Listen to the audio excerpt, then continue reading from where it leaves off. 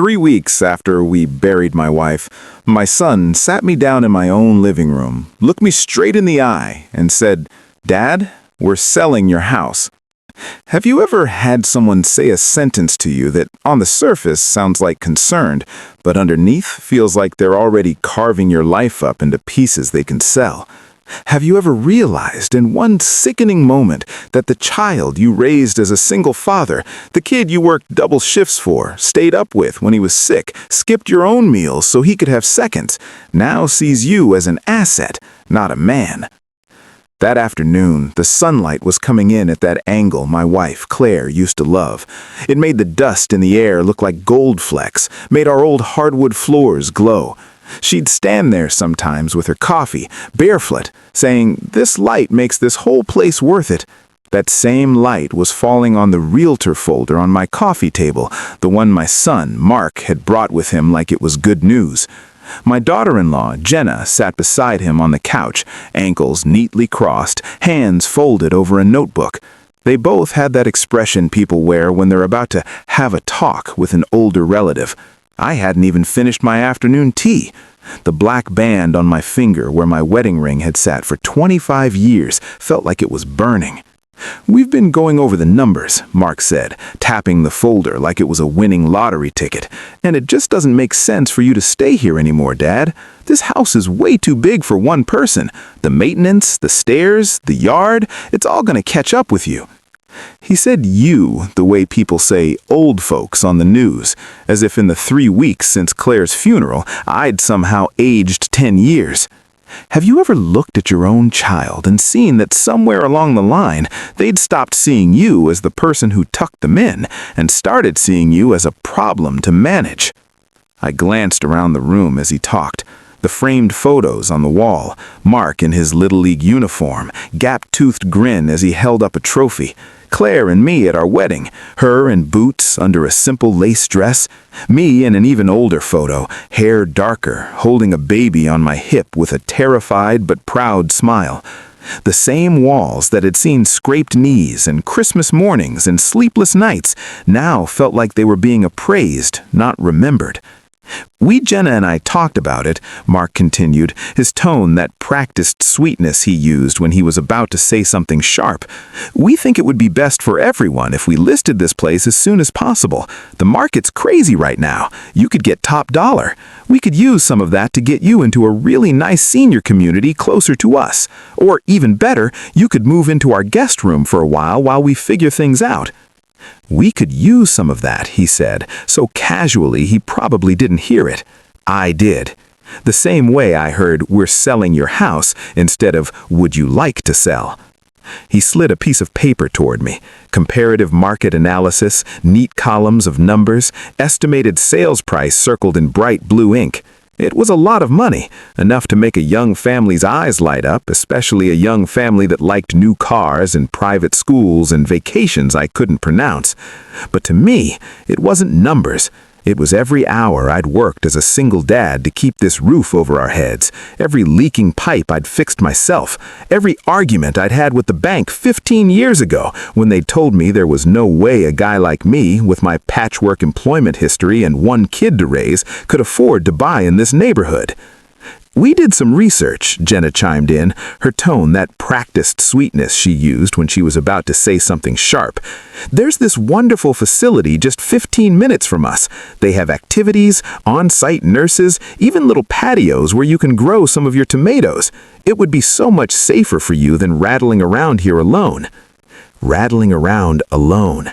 3 weeks after I'd lowered Claire into the ground, they were already describing our home like a haunted house I'd been foolish enough to linger in. Have you ever wanted to scream and sob and laugh bitterly all at once? To say, "Where was this concern when I was working 2 jobs and eating cold leftovers so you could have cleats for soccer, son?" Instead, I picked up the paper and pretended to read it carefully. Not because I needed to see those numbers. I already knew what this old place was worth on the open market. Claire and I had looked once or twice, mostly out of curiosity. "We're house rich and cash poor, babe. Good thing love doesn't show up on these charts. We'd be millionaires." I could still hear her voice in my head as Mark droned on about interest rates and capital gains tax. It was the same voice that had whispered something very different to me in a hospital room 6 months ago when chemo had thinned her hair and her hands had grown small in mine. "Don't let them box you in when I'm gone," she'd said. "You've been Dad your whole life. I want you to be you, too. Somewhere that feels like you, not just like them." She'd already bought that somewhere, a little ranch in Wyoming, out near the wide sky she'd grown up under. Left it to me, in my name, along with $400,000 that she insisted was for you, not for them. I hadn't told my son, not because I wanted to be sneaky, but because I'd seen the way his eyes roamed this living room like a real estate agent at an open house. I didn't trust myself to take the hit of his disappointment if he heard Dad has a ranch and money and immediately started mentally subdividing it. So I said nothing, sat through the funeral, accepted condolences, watched him give a nice speech about Claire being a great stepmother. Then, when the black suits disappeared and the casserole dishes went home and the quiet finally settled in after the storm of grief, I sat at this same coffee table with a different folder. Claire's, ranch deed, bank statements, a letter with my name on it in her messy, loopy handwriting. Go while you still can enjoy it. Now my son was sitting where she sat, his hand on a realtor packet instead of mine, and he was telling me with all the confidence of a man who'd never had to make a mortgage payment without a safety net what I needed to do with what he thought was my only asset. "Dad," Mark leaned forward, "you're awfully quiet. We know this is a lot, but it's for the best. We can have the house emptied, staged, and on the market in a month, maybe less if we get movers in right away." Movers. Men boxing up Claire's dishes, our wedding photos, the worn spot on the arm of the couch where my first wife had fallen asleep with baby Mark on her chest 35 years ago. "And your things?" I asked mildly. "What goes where?" "You don't need much," Jenna said, smiling, like she was offering me a gift. "A bed, a dresser, a few clothes. The facility has furniture in the common areas. Or if you move in with us, we can make the guest room really cozy. The kids are excited about the idea, aren't they, Mark?" Mark nodded. "They love you, Dad, and honestly, the equity from this place would set them up. College, braces, everything. You always said you wanted to give them more than you had." I remembered saying something like that, but when I'd said it, I'd meant teaching them how to work, how to love, how to stand on their own feet, not handing them a check with Grandpa's house scribbled on the memo line. Have you ever realized people heard what they wanted from your sacrifices, not what you actually said? I set the paper down carefully. My hands were steady, which surprised me. Grief has a way of making your whole body tremble at the smallest thing. But right then, I felt something else under the sadness, a strange, solid calm. Maybe it was the weeks I'd spent with nothing but my thoughts and Claire's letter for company. Maybe it was the fact that for once in my life, I had options my son didn't know about. When you've been a single dad as long as I had, your default setting is give it up for the kids. Time, money, sleep, dreams, you hand them over and call it love. It never occurred to me before Claire that there might come a day when the most loving thing I could do for myself was to not hand something over.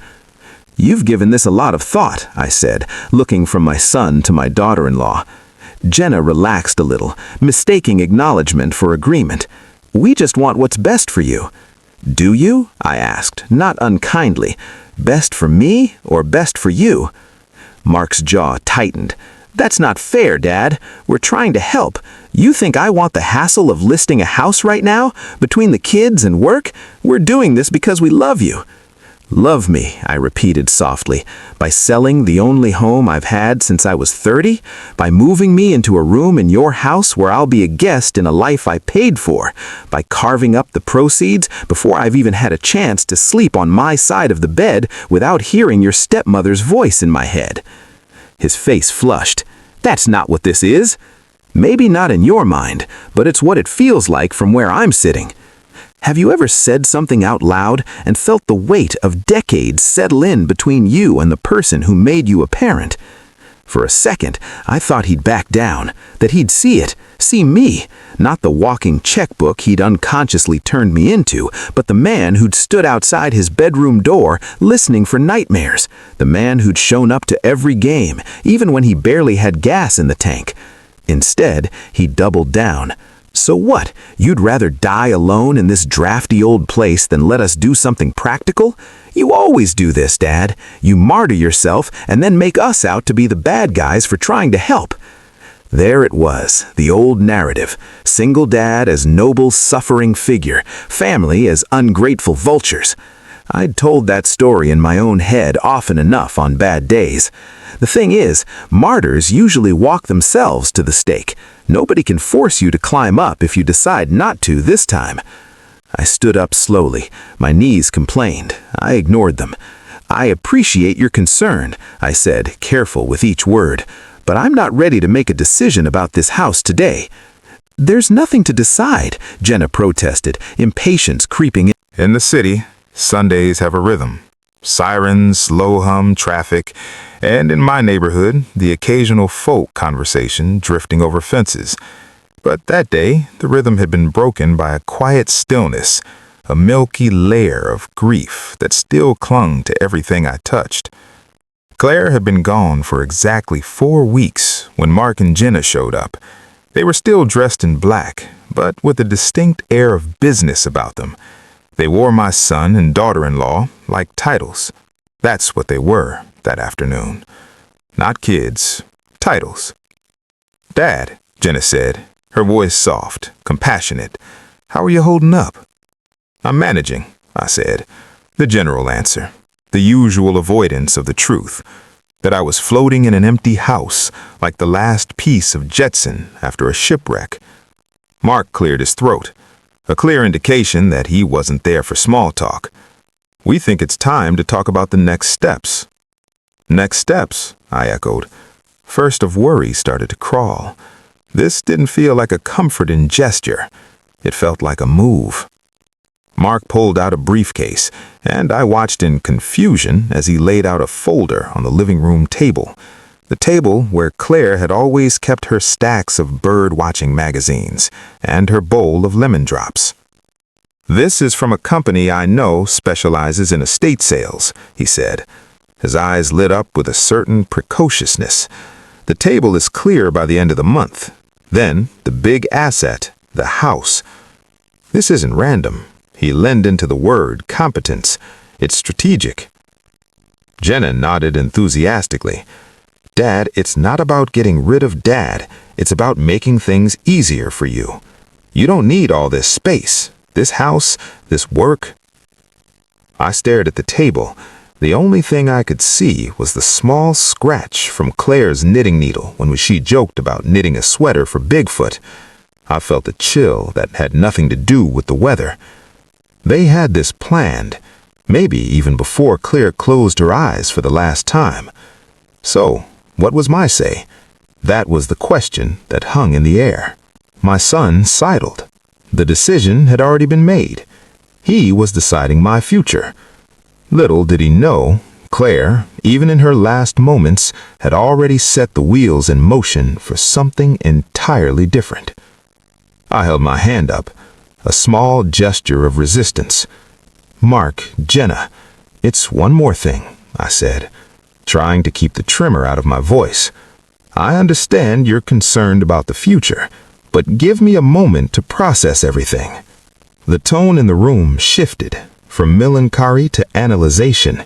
It was like the very walls themselves recoiled. Mr. Michaels, the man with clear eyes and flat shoes, had stepped inside the house. He was a realtor, an ominous bringer of non-sentiment. He was Darian's partner. Mark didn't look at me. He looked at the angles of the room. I sensed a certain practicality in his actions. "This house is dated," he said, his voice neutral, just stating what he noticed. "The carpeting, kitchen updates. People aren't looking for sentiment. They're looking for open concepts." Jenna nodded with certainty. "The numbers are clear. This is the logical move." Numbers are one part of it. History's another. My wife's barely in the ground, and you're asking me to sign listing papers. That's fast. Grief doesn't pay bills, Mark muttered. Ouch. Claire's laugh echoed faintly in the back of my mind. Told you he was practical, she'd say. She adored that about him, the way he organized, planned, handled logistics. She also never got to see this version, the one where practicality trumped compassion. I looked at my son, really looked at him, saw the tightness around his eyes, the worry lines on his forehead that hadn't been there a few years ago. He was tired, overextended, caught between wanting to be the provider his father had been and feeling like the world was heavier and less forgiving than it had been in my day. Maybe, in a somewhat twisted way, this house represented a relief to him, a lever he could pull to ease the pressure. That made me sad for him. It did, however, not obligate me to be the one sacrificed on that lever. "I'll talk to my lawyer," I said. "We'll see what my options are." "Lawyer?" Jenna repeated, her alarm flashing in her eyes. "Dad, there's no need to make this adversarial. We're family." "Exactly. And family doesn't make major financial decisions without understanding what the hell they're doing." I picked up the realtor folder, closed it, and handed it back to Mark. "I appreciate you thinking about my future, really, but I'm going to think about it too, on my own." Inside, a different sentence was forming, sitting heavy on my tongue. "I've already thought about it. Your stepmother and I spent her last clear nights doing nothing but thinking about it. We planned a future you're not in charge of. I'm not sure how to tell you that without shattering whatever illusion you have about being the one steering this family ship." I didn't say it. Not yet. As they left, Jenna a bit stiff, Mark hugging me in that one-armed, distracted way that said his mind was already on the next task, I stood at the front window and watched them get into their SUV. They didn't look back at the house, just backed out of the driveway, turned toward the main road, and disappeared. That's when I let myself smile. Not a big grin, just a small, private curve of the lips Claire would have recognized. "They're not getting it," I murmured to the empty room. "Not my house, and definitely not my land." Have you ever had a secret so big and strange and liberating that the urge to blurt it out just to see someone's face warred with the quiet joy of keeping it to yourself a little longer? 3 weeks after Claire's funeral, my son tried to sell my house. He had no idea that my wife had already moved me somewhere he couldn't touch. Not with spreadsheets, not with guilt, not with the assumption that being a single dad meant I owed him every last stone of the foundation I'd built. Now, the question wasn't whether I'd let him. It was how and when I was going to tell him that the life he thought he was planning for me wasn't the life I was about to choose. If told the 25-year-old me that one day I'd be sitting in a living room my grown son was trying to sell out under me, I would have laughed you right out of the bar. Back then, it was just me and a crib in a one-bedroom apartment over a laundromat, and the only thing I owned outright was a used pickup that coughed blue smoke every morning. Have you ever spent so long being dad that you almost forget who you were before that? My first wife, Hannah, she didn't leave me much choice in the matter. We were kids when we got married, really. I was 20, she was 19, and we thought love and a positive pregnancy test was all you needed to face the world. For a while, it worked. We cobbled together something that looked like a family, me working construction during the day, her waitressing nights, trading off the baby like a tired baton in a relay race. Then the tired turned into restless for her. She said, "I didn't sign up for my whole life to be diapers and double shifts," she snapped one night when I came home late, covered in drywall dust. "I'm 23, Jack. I haven't seen anything." "You've seen your son," I said, trying to keep my voice even. "He's not anything?" She looked away. That was my answer. 2 weeks later, she was gone. A note on the kitchen table, a duffel bag missing from the closet, and a 9-month-old Mark blinking up at me from his high chair. "Mama?" he said, little hands banging on the tray. I remember standing in that doorway, my brain a mile behind my reality, thinking, I don't know how to be anybody's mother. He didn't care. He needed someone to change him, feed him, hold him when he screamed at 2 a.m., so I did. There's not a lot of time to feel sorry for yourself when you've got a boy with a diaper rash and a fever and no backup. Have you ever walked into a role because there was literally no one else and then looked up 20 years later and realized you never left the stage? For years, my life was a loop. Work, daycare, peanut butter sandwiches, Play-Doh on the carpet, bills on the counter. I picked up every side job I could. Weekend plumbing fixes for neighbors, painting houses in the summer, hauling junk with a borrowed trailer. We never had much, but Mark never went hungry, never missed a field trip because we couldn't afford it. At least that's what I told myself when I worked through my own exhaustion. As he got older, people were quick to pat me on the back. "Man, that's tough. Good for you for sticking around." As if the bar was so low, my only job was not to walk out the door. Nobody gave gold stars to the single moms juggling 3 kids and 2 jobs, but I changed 1 diaper at a barbecue, and folks would act like I had invented fatherhood. Have you ever realized that in trying so hard to provide, you left some emotional debts unpaid? We made it through somehow. He graduated. I bawled like a fool in the back of the auditorium, clapping until my hand stung when they called his name. He went to community college for a while, then into sales. He had the gift of gab his mother had, could talk folks into things I never would have tried. He moved out, moved in with roommates, then with Jenna. The orbit of his life expanded. Mine didn't much. I still had the house, the job managing a hardware store, the same worn routines. Then Claire walked into my life.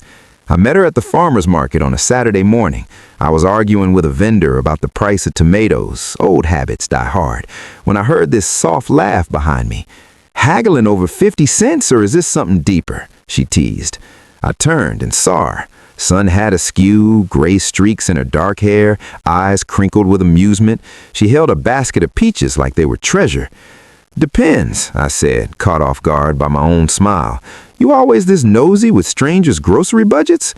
"Only the handsome, grumpy ones," she shot back. We ended up walking the stalls together, talking about everything from recipes to road trips. She told me she'd been widowed 5 years, no kids, spent most of her marriage on the back of a horse on her family ranch in Wyoming. Sold the homestead after he died, she said, eyes distant. "But I miss the sky." I told her about Mark, about being a single dad so long, single felt more like a descriptor than a relationship status. She listened without giving me that pity look I'd grown used to. "You did a hard thing," she said simply. "Doesn't mean you don't get to do some soft things now." Have you ever had someone look at your worn down edges and see room for light instead of just tired? We started seeing each other regularly. Coffee turned into dinners, turned into weekends fixing things together in my creaky old house. She'd roll up her sleeves, critique my toolbox organization, tell me stories about branding cattle and blizzards like it was a movie I'd never been brave enough to star in. It wasn't fireworks and teenage butterflies. It was warm, steady, like standing in that late afternoon light she loved. Mark was polite when he met her, too polite. "She seems nice," he said after she left one Sunday dinner, his tone making it clear he meant, "She seems temporary." I didn't push. He'd grown up watching girlfriends come and go. Why should this one be different in his mind? Over time, she proved it was. When I got pneumonia one winter, she was the one at my bedside, arguing with nurses, bringing me soup. When Mark's first kid was born, she crocheted baby blankets and showed up with casseroles, fussing over Jenna like a sister instead of a rival. She didn't try to replace anyone. She just fit. After a few years, she moved in. Later, we made it official at the courthouse. Mark stood beside me as best man, looking a little bewildered but genuinely happy I wasn't alone anymore. "You clean up all right, old man," he said, adjusting my tie in the bathroom mirror. "Claire is good for you." I agreed. Don't forget that. Maybe that's why when she got sick, it felt like the universe was playing some kind of cruel joke. "Didn't you already do this?" I wanted to yell at the ceiling, fists clenched around her test results. Another round of hospital rooms, another set of grim prognoses, another woman I loved fading in front of me. This time was different in one way. Claire didn't let me pretend she was going to out-stubborn the diagnosis forever. She talked about death the way she talked about Wyoming summers, plain, unsentimental, with a touch of dry humor. My body's made up its mind, she said, patting my cheek when I protested. What we can still do is decide what happens to yours when I'm gone. We had those conversations in whispers late at night when the chemo made her nauseous and the house felt too big around us. She asked about my retirement dreams. I admitted I'd never really had any. All my dreams wore soccer cleats and asked for lunch money. She told me about the ranch she'd grown up on, mornings with frost on the fence posts, evenings with stars so thick they made the sky look crowded. I sold the homestead, she said, but my cousin kept a parcel of land. I've been talking to her. There's a place out there with your name on it if you want it. I thought she was joking, some fantasy talk to distract herself from the poison dripping into her veins. Then one day she showed me papers, a deed, bank statements, a modest but real ranch property in Wyoming, 300 acres and a small house, bought with money from the sale of her share of the original family land. The title was in my name, alone, no co-owners, no strings. Alongside it, a bank account with $400,000 in it. That's what's left of my city money, she said. Stocks and such my parents set up. Had my lawyer move it over. It's yours when I'm gone. Claire, I choked. I can't.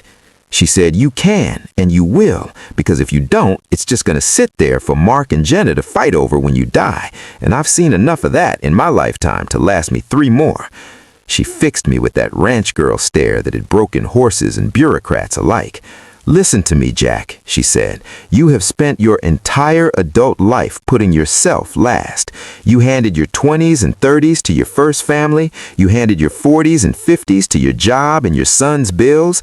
I am giving you something that is not for anybody else, not for their mortgages, not for your grandkids' braces, for you. I can't just run off to Wyoming and leave them, I protested weakly. I'm not telling you to run. I'm telling you to move. There's a difference. You can still call, still visit, but you deserve to wake up some mornings and look out at something that is yours, that nobody is mentally measuring for renovations. Have you ever had love feel less like hearts and flowers and more like someone handing you a key and saying, here, this door is just for you? We met with her lawyer. She signed the will that put it all in writing, ranch and funds to me, explicitly excluded from any shared estate with my son. Jack is to use this as he sees fit for his retirement. It is not intended as part of any inheritance for his descendants. She'd underlined that last part. I know how they spin things, she told the lawyer. I want this in plain English. The lawyer smiled. Claire, you always did like to leave instructions, he said. But you're right. Clarity now prevents confusion later. Or entitlement, she muttered under her breath. Lying there in that hospice bed months later, skin paper thin, eyes still sharp, she made me promise. When I'm gone, don't let guilt keep you here, she whispered. They will have opinions. Let them. Their life is theirs. This life, she squeezed my hand weakly, is yours. Go find out who you are when you're not just dad and husband. I kissed her forehead, heart breaking. I don't know who I am without those things, I admitted. Then Wyoming will be a good place to start finding out, she said. Classic Claire, half a joke even at the end. She died 2 days later. Have you ever had someone give you a map to a future you're not sure you want because the present hurts too much to imagine leaving? After the funeral, everything blurred. People streaming in and out, casseroles and foil pans, condolences that all sounded the same. Mark was there, to his credit. He handled a lot of logistics, coordinating with the church, picking up relatives from the airport, ordering floral arrangements. I was grateful. I also noticed how often he said things like, once we get through this, we'll sort out the house, to Jenna in the kitchen, not realizing my hearing was still fine. We didn't talk about Wyoming, about the deed in my dresser drawer, about the bank account with my name and Claire's ghost on it. Part of me felt like if I said it out loud, it would make everything too real. The other part knew, with a bone. But there I sat on my old porch swing, the world gone technicolor in the eyes of a newly widowed man. My eldest son, stock-tied, worry lines etched deep around his eyes, was pacing on the pavers, muttering about capital gains and market adjustments. My aunt's ancestors had held on to that ranch through decades of dust, drought, and damned developers, but there he was, ordering valuations for what felt like a piece of my soul. There was a secret I was keeping from him. Not just about the ranch, but about my own plans. A future that wasn't in his control. A wrench in the works of his well-meaning agenda. I wasn't ready to tell him just yet. For months after his mother passed, my son had stepped into a role he clearly felt he was born for. The eldest, now the patriarch, even though I was still breathing and drinking coffee. I knew he couldn't help it. The tendency to manage that seemed to be in his DNA. He was often scarred by my own past mistakes.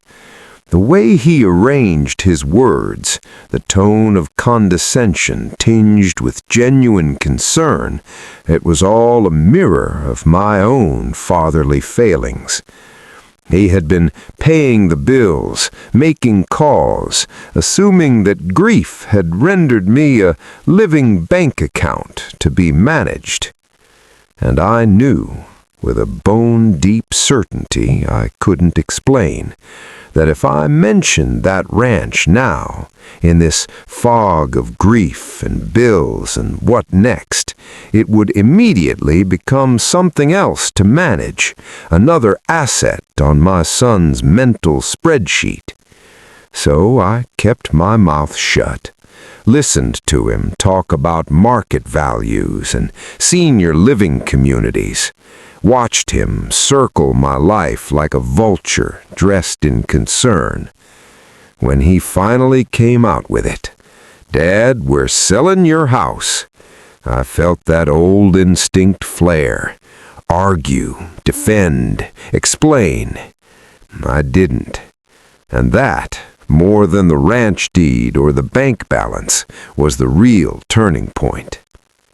Have you ever realized that the first step in taking your life back isn't telling people what you're going to do, but choosing not to hand them the pen when they start writing your next chapter for you? After Mark and Jenna left that day, the house was too quiet. You'd think after decades of raising a kid alone I'd be used to silence, but there's a difference between the quiet that comes after a long day, earned, soft, and the quiet that falls after someone has just told you your life as you know it is over, and they're doing you a favor. Now that I'd heard my son say, "We're selling your house," it was like I could see little ghost versions of him at every age layered over the furniture he'd just put a price tag on. 6-year-old Mark careening across the living room in superhero pajamas. 14-year-old Mark slamming his bedroom door so hard a picture fell off the hallway wall. 21-year-old Mark pacing by the front window, practicing his proposal speech to Jenna under his breath. Have you ever looked around your home and seen not objects but years, and then had to process the fact that someone you love just looked at the same space and saw dollars? I sat back down on the couch, Claire's groove on the cushion still a different shape than mine, and pulled her letter from the drawer of the end table. I'd read it so many times I didn't need the paper, but holding it grounded me. "Jack," it began, in that looping hand that always leaned a little uphill, like she was riding her way toward the sky. "If you're reading this, it means I'm gone, and you're doing that thing where you convince yourself everyone else's wants come before your own. Again. Stop it. Even from beyond the grave, Bossy. You were a single father long before I met you," she had written. "You gave and gave until you convinced yourself that's all you're for. I love that about you. I also hate it. So I bought you something that isn't for anybody else. Don't you dare hand it over to make someone else comfortable." Have you ever had a dead woman read your present situation more accurately than anyone still breathing? My first instinct reading that after the funeral was guilt. Guilt for even thinking about leaving the house where I'd brought home baby Mark, where I'd bandaged knees and grilled hot dogs and watched way too much bad TV. Guilt for imagining myself on some ranch porch under impossible stars while my son wrangled his mortgage and his kids without that potential windfall from Dad's house. Because that's what I'd been telling myself for years, that this house wasn't really mine, not in the emotional sense. It belonged to the family, to the next generation, to the mythical we people talk about when they say, "We'll pass this down."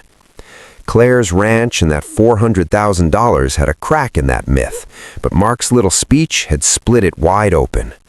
The thing about being a single dad is you get used to sacrificing before anyone ever asks. Kid needs braces, there goes the new truck you'd been eyeing.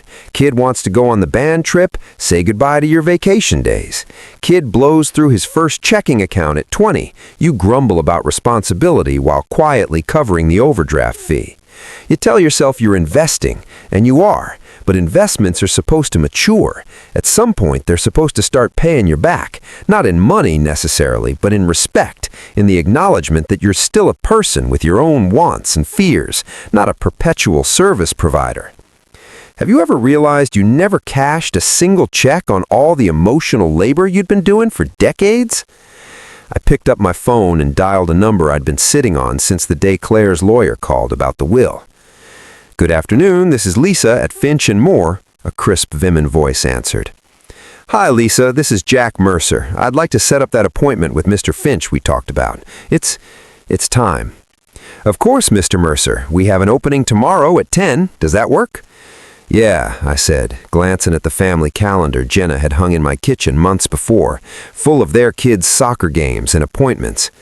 There was a blank space where you'd expect something like grief or decisions, but calendars never leave room for that. Mr. Finch was one of those lawyers who looked like he'd been born in a suit. Thin, silver hair, slicked back, half-moon glasses perched on his nose. He'd handled Claire's side of things, her parents' estate before that. He knew where the lines were drawn between hers, mine, and ours without anyone needing to explain. "Jack," he said, standing to shake my hand when I walked into his office, "I'm very sorry for your loss." "Thank you," I said automatically. I'd said it so many times in the past weeks it barely registered anymore. "I appreciate you seeing me." "Claire anticipated you might be resistant to some of her wishes," he said with the faintest smile. "She left very detailed instructions." "That sounds like her," I replied, despite the ache in my chest. He settled behind his desk and pulled a folder toward him, the same color as the one on my coffee table the day before, but with a very different weight. "As you know," he began, "Claire's will leaves the Wyoming property and the associated funds to you, explicitly excluding them from any shared estate with your son. You are free to do with them as you like. She also suggested, strongly, that we talk about protecting your current home." "From my son," I said bluntly. He didn't flinch. Lawyers rarely do. "From any undue pressure," he said diplomatically. "Your son, creditors, anyone who might see your home as an easy source of liquidity in a vulnerable moment." "He wants to sell it already. 3 weeks." I saw something tighten in his jaw. "That is swift," he muttered. "I can understand how that would feel." "He says it's for my own good," I went on, "because once you start talking about this stuff, it's like floodgates. Says the upkeep is too much, that I'd be better off in a community near him. Funny how the math always ends with extra left over that it really helped the grandkids." "Ah," he said, "the grandchildren, the universal shield for every uncomfortable financial suggestion. Have you ever felt more seen by a stranger in a suit than your own blood?" "So what are my options?" I asked. "I'm not against the idea of downsizing one day. I'm not ready to hand him the steering wheel or the title." "You don't have to. We can put your house into a revocable living trust. You remain trustee while you're competent. It complicates any sale attempts without your consent. It also gives you room to designate what happens to the property when you're gone, whether it goes to Mark, gets sold and donated, or, frankly, gets left to the cats." "No cats, but I like the part where he can't march in with a realtor and list the place without me knowing." "Then that's what we'll do," he replied. He walked me through it, patient but efficient, paperwork, signatures, questions about who I wanted as successor trustee in case I became incapacitated. That one hit hard. "Do I have to pick Mark?" I asked quietly. No, he said, looking me straight in the eye. You pick someone you trust to honor your wishes. That may be your son. It may not be. It could be a professional. It could be a cousin. It could be me, if you're comfortable with that. I thought about Mark's face as he'd said, "We're selling your house." Thought about the way he said "we" like I was a line item, not a person. Thought about Jenna's eager, efficient nods alongside him. I thought about my sister, Nancy, who lived 2 states over, who had her own kids and chaos, but had never once asked me for a cent. The woman who showed up at Claire's hospital bed with bad coffee and good jokes, who said, "If you ever want to disappear for a while, you can sleep on my couch, and I'll threaten anyone who tries to drag you back." Nancy, I said. Make Nancy the successor trustee. Done, Finch said, scribbling it down. Now, about the Wyoming property. We talked for an hour about things I'd never imagined I'd need to consider. Water rights, grazing leases, property taxes. It was overwhelming and strangely invigorating at the same time. For so long, my financial conversations had been about scraping by, pay this, juggle that.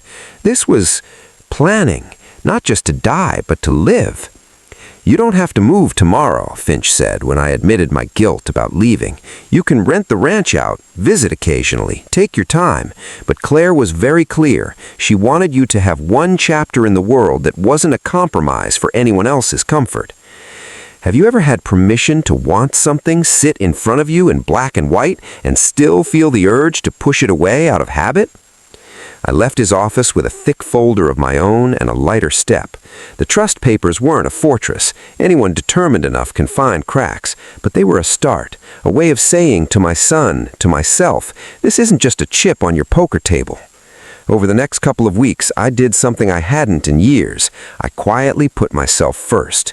I called the utility companies and set things up so bills would forward digitally, not in envelopes that could be accidentally opened by helpful hands. I sorted through decades of clutter, not with an eye toward staging for sale, but toward deciding what mattered to me. Claire's books, they'd come. The rocking chair I'd built in shop class in high school that had held both my wives and my newborn son, that too. The ridiculous ceramic frog Mark had made in 3rd grade that still sat on the mantel, into the box. Not for his sake, for mine. Some things I left. The heavy dining table nobody liked sitting at, the extra TV in the den, the closet of mismatched linens, stuff.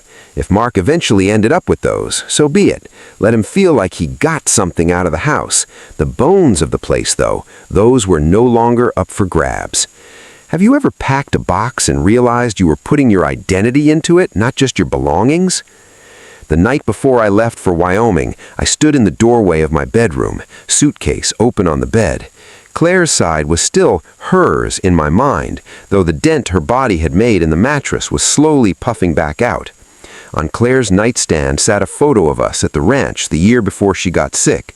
Her in a flannel shirt and jeans, me in a borrowed hat that didn't quite fit, both of us grinning like fools with the wind in our faces. She'd called that trip a test run.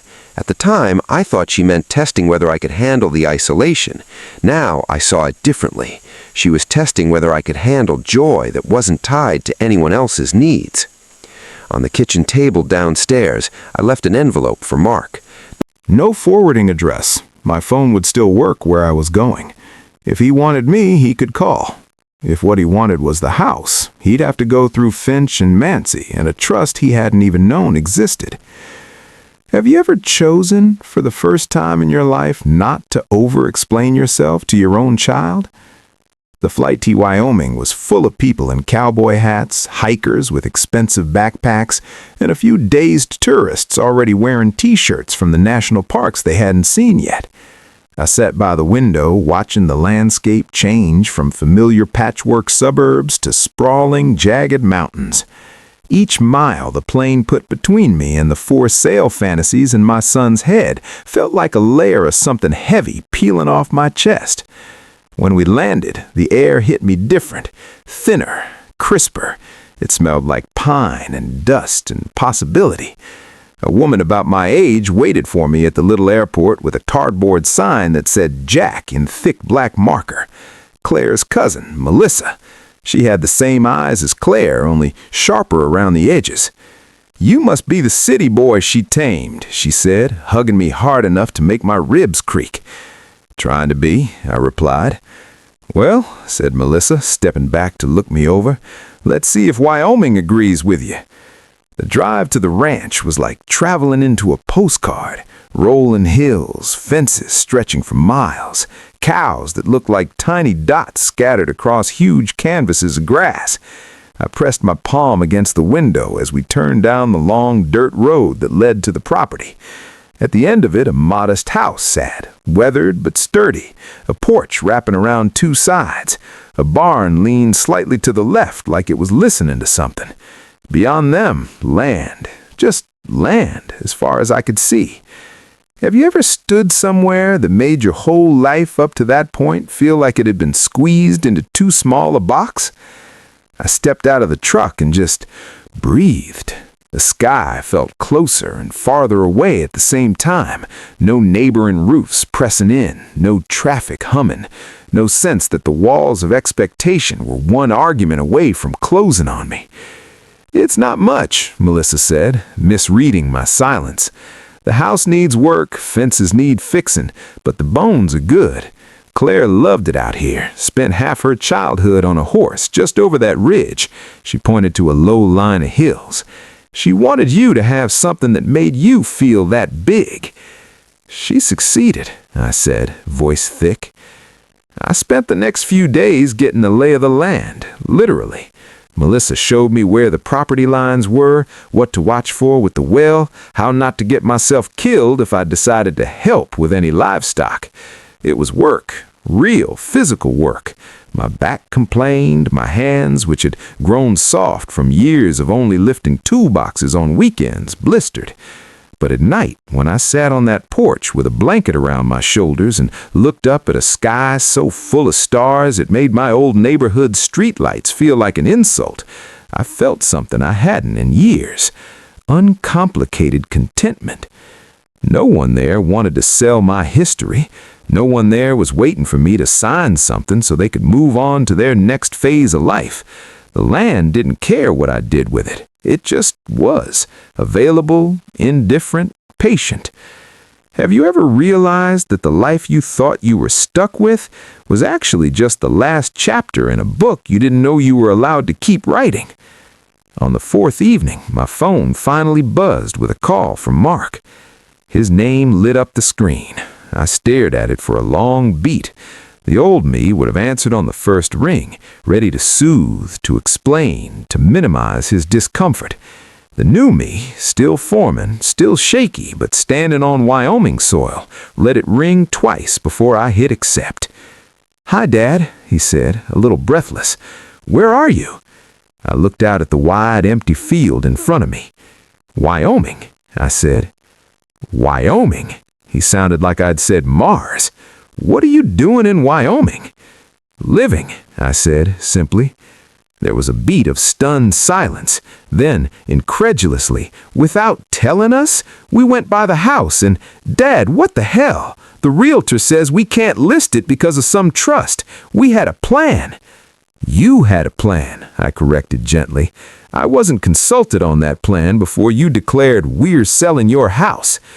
Have you ever felt the conversation you've been rehearsing in your head for weeks finally start and realize you're not shaking the way you thought you would? I could hear papers rustling on his end, the frustration in his exhale. "So what, you just left for some random place?" "Not random," I said, glancing at Claire's photo propped on the porch rail. "Your stepmother left me some land out here and some money. She wanted me to have one chapter that wasn't dictated by somebody else's timeline." "She left you what?" He sounded stunned, maybe a little betrayed. "And you didn't think to tell your family?" "I didn't think to tell the people who, 3 weeks after her funeral, had already turned my home into a line item." I said the words, calmer than the anger under them. I needed to figure out what I wanted before I opened it up for everyone else's interpretation. "So what about the house?" he demanded. "You just locked it up so nobody can use it?" "The house is in a trust," I said. "It'll be dealt with when I'm gone. Until then, it's not your retirement plan, Mark. It's not your emergency fund. It's my home.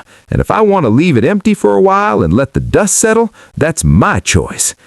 Silence stretched over the line. Then, bitterly, almost like the boy he'd once been, "You always told me family comes first." "You are family," I said. "You come first in a lot of ways, but I'm family too. I come somewhere on that list. Claire made sure I couldn't put myself dead last anymore, even if I wanted to." Have you ever had to remind your child that family first includes you, not just them and their kids?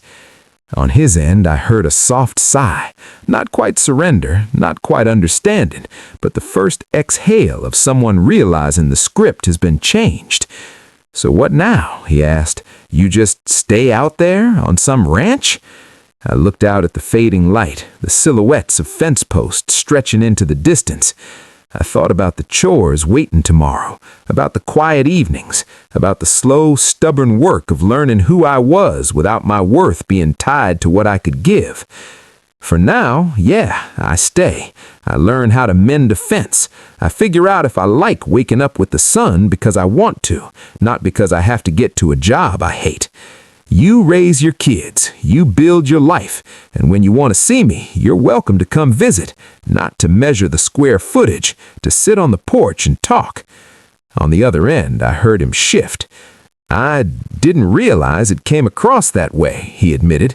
We thought it made sense." "For you," I said, "maybe. But it spent 40 years thinking only about what made sense for you. It's my turn to think about what makes sense for me.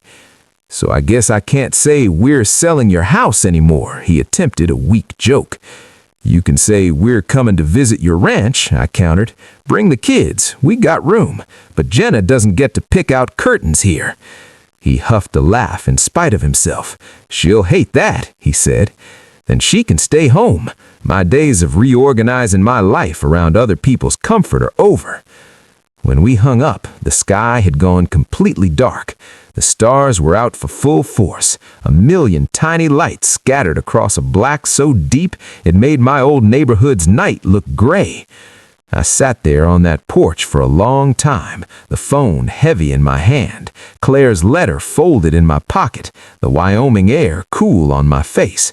For the first time since I could remember, I wasn't just a father trying to make sure my kid was okay.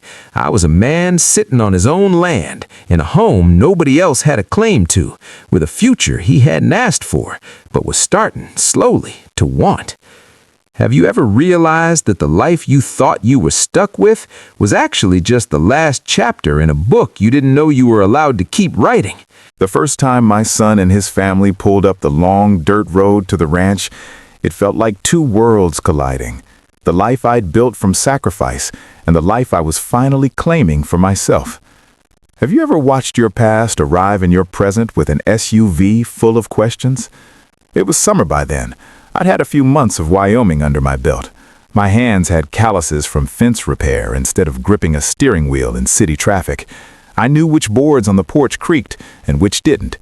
I learned how to tell when a storm was coming by the way the wind shifted and the horses got restless. I'd also learned that I liked waking up without the sound of garbage trucks and neighbors' leaf blowers.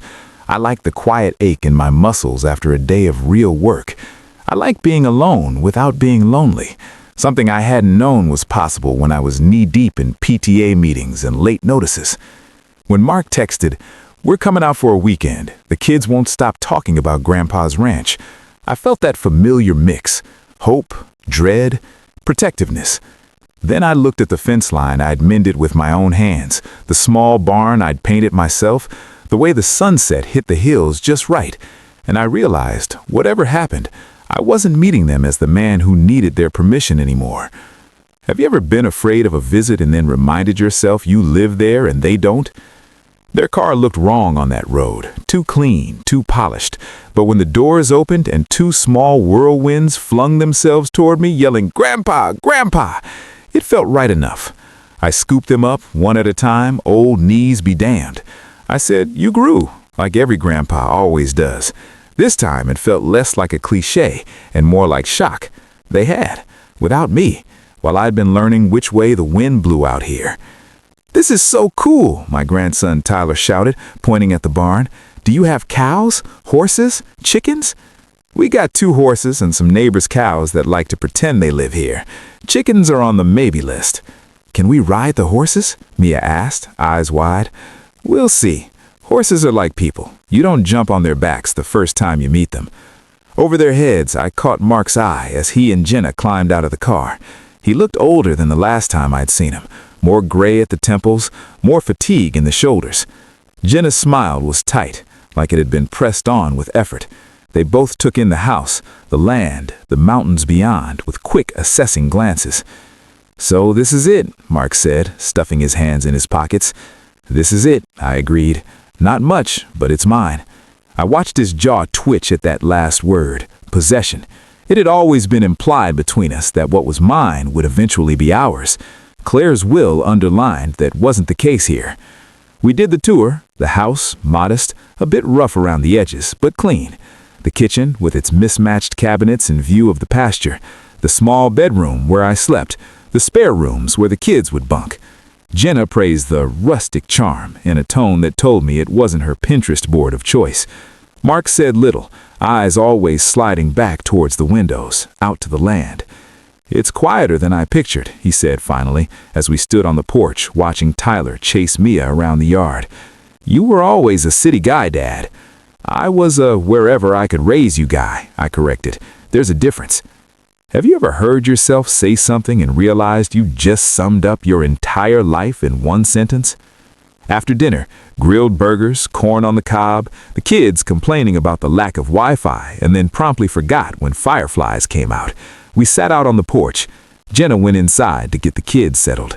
The sky overhead darkened from blue to that deep, endless indigo. Stars began to prick through, one by one. Mark leaned on the railing, hands wrapped around his beer bottle. "I owe you an apology," he said without looking at me. That wasn't a sentence I heard from him often.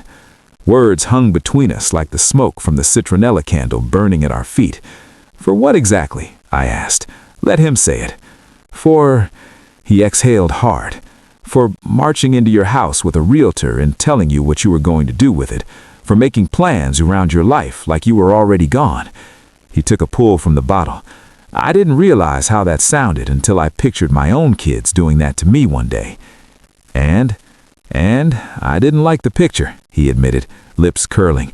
"Felt small, like they'd taken all the things I did for them and condensed it down to a listing price." He glanced back towards the dark windows where his kids' shadows moved behind curtains. "I've been tired, Dad," he said. "Between the mortgage, the school fees, trying to keep up at work, when you have debt, every asset starts to look like a solution. I think I let that change how I saw you." I nodded slowly. "I get tired too," I said. "Just because my debts are paid off doesn't mean my bones don't ache." He huffed a laugh. "Different kind of tired." "Same root," I replied, thinking we have to be everything for everyone. We sat in quiet for a moment, the kind that didn't feel as sharp as it had in my living room weeks before. "When you said you were going to put me in a facility," I said, "I heard, 'We're done seeing you as a person who has wants.' When you said, 'We're selling your house,' I heard, 'We've already mentally moved you out.'" "Yeah," he murmured, "I can see that." "And when you found out about this place," I gestured at the land stretching beyond us, "what did you hear?" He was quiet for a second. "At first," he said, "I heard, 'You don't trust me,' like you were running away without giving me a chance to be there for you. And now? Now I hear," he shrugged, "I hear Claire's voice, honestly, telling you to stop living for everybody else. I liked her, you know?" A lump rose in my throat. "I know," I said. "She liked you too, even when you were being a hard-headed opportunist." He winced. "I deserve that." "Yes, you did. But you're here. That counts. Have you ever realized that growing up doesn't stop just because you're paying your own bills?" He took another sip, then set the bottle down. "So, what happens to all of this when you're gone?" he asked, waving vaguely at the horizon. "Is it all going to Nancy's cats?" "No cats," I repeated, smiling. Haven't you learned anything?" I took a deep breath. This was the part I'd been turning over in my mind for weeks as I mended fences and learned how to not spook horses. The trust lawyer and I are still working it out, but here's what I know. I don't want to die leaving behind another mess for you to untangle, like I did emotionally when your mother left. I do want to leave behind something that isn't just cash. You mean land. I mean choices, I corrected. If you or the kids want to keep this place going someday, I want that to be an option. If nobody does, I want it sold on terms that don't involve you standing in my living room with a realtor 3 weeks after a funeral. He flushed. Point taken. I spent my life as a single dad teaching you how to survive. Pay your rent. Show up for work. Don't leave your kids like your mother did. That was my syllabus. I looked out at the stars, searching for words. I didn't spend nearly enough time teaching you how to let people exist outside of what they can give you. He flinched like I slapped him. You think I only see you as a wallet? I think, I said gently, that when you get scared, you see security in dollar signs, not in people. And you're not the only one. The world encourages that. But it's my job, as the man whose shoulders you've been standing on, to tell you when you're starting to dig into bone. We sat there with that for a minute. The horses snorted softly in the pasture. A breeze picked up, carrying the smell of sage and something wild I couldn't name. I don't want your money more than I want you, he said suddenly, voice low. I know it might have seemed like that. I panicked. College is expensive, the kids' teeth are a mess, the roof sprung a leak last winter. When Claire died, it felt like this window opened where we could fix things. I latched on to it. I know, I said, and part of that is on me. I set the pattern. I bailed you out when your first car got repossessed, paid off that credit card when you messed up in your 20s. I taught you that if you pushed hard enough, Dad would come through. I didn't always make you sit in the consequences long enough for you to learn from them. So now you're making me sit, he said wryly. Now I'm giving you a chair on my porch instead of the deed to my house. Feels like an upgrade. He looked out at the land again. You really happy out here? He asked. I am, honestly. I miss some things. I miss Claire more than I can say. I miss being 5 minutes from a decent coffee shop. But I don't miss flinching every time the phone rings, wondering if it's you with another plan for my life. He actually laughed at that, shoulders loosening. I'll try to ask before I make any more. Might even hire my own lawyer instead of borrowing yours. Attaboy, I said. Have you ever felt a conversation you dreaded turn into something that, while not perfect, at least pointed in the right direction? The rest of the weekend was ordinary, in the best way. We fed the horses carrots from our hands, the kids squealing when the soft muzzles tickled their palms. We drove into town for ice cream and watched a rodeo from the cheap seats, Tyler declaring he was definitely going to be a bull rider until Mia reminded him he cried on the roller coaster at the mall. Jenna relaxed a little too. I caught her once, early in the morning, standing at the edge of the porch with her coffee, looking out at the fog lifting off the fields. I get it, she said quietly when she noticed me. Why you'd want this. It's peaceful. Doesn't look like a subdivision brochure, does it? No, she admitted, in a good way. On the last day, as they loaded the kids and their suitcases back into the car, Mark hugged me longer than he had in years. You know, he said, pulling back, the kids are already planning what their room is when they come next time. I said, they're welcome anytime. Just remember, this is still my place. Visits are visits, not planning meetings. He smiled, a little sheepish. Got it. He paused, then added, we can leave the house alone, for now. I'll tell Jenna to back off the Zillow alerts. You leave the house, and I'll leave a seat for you on this porch. They drove off in a cloud of dust, kids waving out the back window until they were just specks on the horizon. I stood there until the road was empty again, then went back to my chores, checking fences, feeding animals, the simple, grounding tasks that kept my body moving while my mind turned over the last few days. Have you ever realized that peace doesn't mean nothing ever goes wrong? It just means you're no longer willing to trade your whole self to keep other people comfortable. That night, I poured 2 fingers of whiskey into a glass and set it on the porch rail beside Claire's photo. The stars came out, one by one, scattering over the black bowl of the sky. "Well, Claire," I said softly, lifting my glass, "you were right, again. They tried to sell my house before the flowers on your grave wilted. But they didn't get it. They didn't get this place. And for the first time in a long time, I feel like I didn't get sold either." I took a sip, the burn warm all the way down. In the distance, a coyote yipped. The horses shifted in their stalls. The wind smelled like sage and dust. And maybe, if I let myself be sentimental, forgiveness. If I've learned anything from all of this, it's this.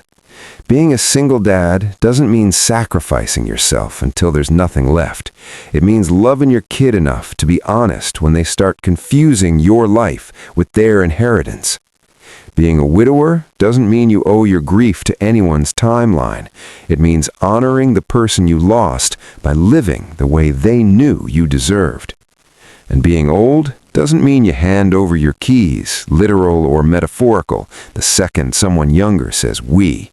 It means you get to decide which doors stay open, which ones close, and which ones lead to a porch in Wyoming where the sky finally feels big enough for just you. And if you're lucky, like I was, it might also mean that 3 weeks after your wife's funeral, when your son says we're selling your house, you'll be able to smile. Not because you're cruel or smug, but because for once you've already moved on terms you chose yourself. They weren't getting my house, they weren't getting my ranch, and most importantly, they weren't getting my right to decide how my story ends. A few months after that first visit, I got a postcard in the mail from back home. The front was some cheesy picture of our old town's main street at Christmas, lights strung between lampposts like they were trying a little too hard. On the back, in my son's rushed scrawl, were 6 words that made my smile wider than any real estate offer ever could. Kids keep asking when we're visiting. Have you ever realized the real legacy you leave your children isn't square footage, but the spaces they want to come back to? The house back in the city still stands. The trust papers sit in a safe deposit box, Nancy's name neatly printed as backup trustee. Sometimes I picture it, quiet, a little dusty, stubbornly not on the market despite whatever Zillow estimates Jenna's torturing herself with. It doesn't haunt me the way I feared it might. It feels like an old photograph you keep in a drawer, important, but not where you live anymore. The ranch, though, that's where my footprints show up every day. Hoof prints, too, and little boot prints now when the grandkids visit. Tyler insists one corner of the yard is his camp, and Mia's already claimed a tree as my reading spot. They don't care who's on the deed. They care that there's a hammock that fits 2 wiggling bodies, that Grandpa lets them roast marshmallows even when it's too windy, and the stars here look like someone spilled glitter across black velvet. Mark still has his moments. He'll call and grumble about money, about how hard it is to keep up, and I'll feel that old itch in my fingers to reach for a checkbook I no longer let dictate my worth. Some days I help. I spot him a bit when something truly catastrophic hits, a busted transmission, a kid's surgery. The difference now is help comes with conversation, not assumption. "This is a loan," I say sometimes, or "we'll write it down," or "I can't do that, but I can do this." He's learning. So am I. Have you ever noticed that boundaries don't end relationships? They just end the parts that were killing you quietly? Every once in a while, I think back to the moment he said, "We're selling your house." How those 5 words sliced through my grief like a dull knife. How before Claire, I might have let them, might have gone along, told myself, this is what good fathers do, and ended up in a beige room with a call button, waiting for visits that always seemed to get rescheduled. Now, when I replay that scene in my mind, I see more than the sting. I see a crossroads. On one side, the familiar path, sacrifice, compliance, quiet resentment. On the other, terrifying and new, asserting my own needs at an age when the world expects you to fade politely into the background. I chose the second one, Not because I stopped loving my son, but because I finally started loving myself with the same stubbornness I'd always reserved for him. Claire gets a lot of credit in that. Her name is on the deed in spirit, if not in ink. She saw a version of me I wasn't brave enough to see yet. A man who could be more than what other people expected of him. A man who deserved a last chapter that wasn't just waiting to be inherited. Sometimes at sunset, I sit on the porch with 2 glasses again. One for me, one for her. The sky out here does things I still don't have words for. Streaks of color you'd swear were fake if you saw them in a painting. I lift my glass toward the horizon and say, we made it, you know? Not clean, not pretty, but we made it. Have you ever thanked someone who's gone for a future you didn't even know how to want when they first offered it to you? If you're a parent listening to this, especially a single one, you might be thinking, that's all well and good for him, but my kid really needs what I have. I can't just run off to a ranch. I get it, believe me, I do. There were years when the idea of setting any boundary with my son felt like betrayal. But here's what I've learned out here beneath this big western sky. Your children's security cannot be built entirely on your self-erasure. Your love for them doesn't have to look like handing over every asset you've ever scraped together the minute they decide they need it. Your worth after a lifetime of giving doesn't evaporate the day you decide to keep something for yourself. Whether your Wyoming ranch is literal land, a small apartment by the ocean, a hobby you've been told is selfish, or just the right to say no without writing a 3-page justification, you're allowed to have it.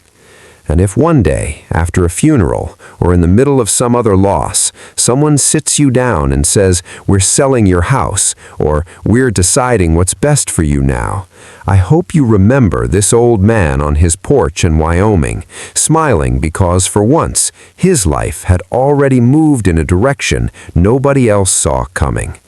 Not out of spite, not to punish anybody, but because after a lifetime as a single dad, he finally understood he was allowed to be the main character in his own last act.